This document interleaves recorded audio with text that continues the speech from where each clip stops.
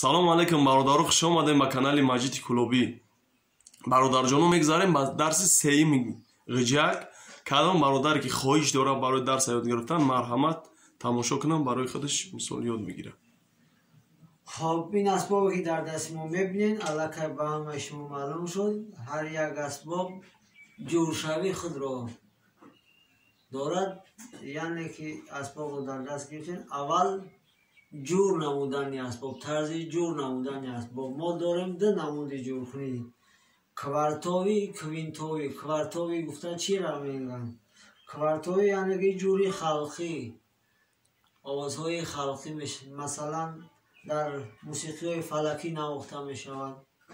اگر کوینتاوی باشد، نوت میگن در نواختن اثرها. خیلی علاقه بعضا برادرای هستند که با خبرن از این نوت گفتن ما، بعضا که مقصد نو حواس دارن که یاد بگیرن، فراموش نکنن که طرزی جور نمودن اسباب. از اول که با جور اسباب اهمیت دادن، انشاءالله که موزیکانتی خوب می شود. خب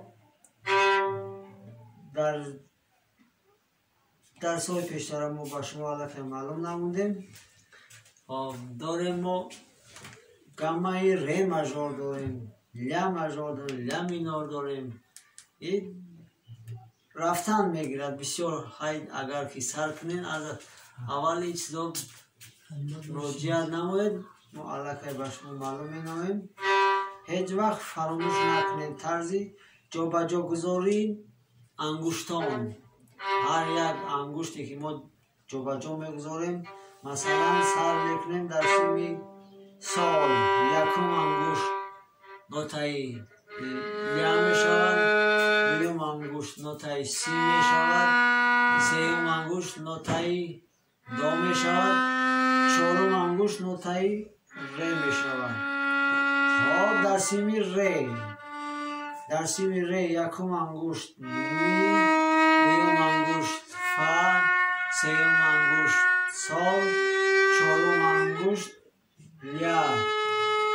در سیمی لا باشد، یکم انگشت سی، دوم انگشت دو دیز، سوم انگشت ر، چهارم انگشتی که ما میگذاریم می. هر یک آوازی که شما میبینید این نام‌های خود رو داره. خب در سیمی می یکم انگشت فا دیز، دوم انگشت سال دیز، سوم انگشت لا، چهارم انگشت سی. هیچ وقت فراموش نسازید، اهمیت بدید در جا به جا گذاری انگشت ها.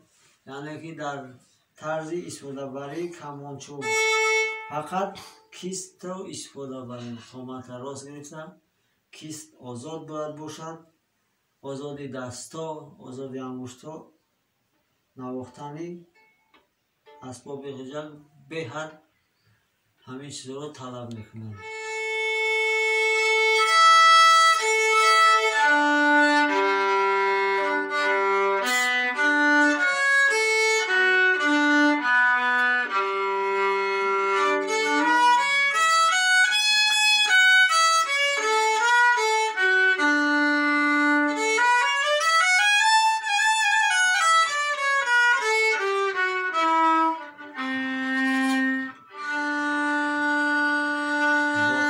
بلند و خانه آباد باشید.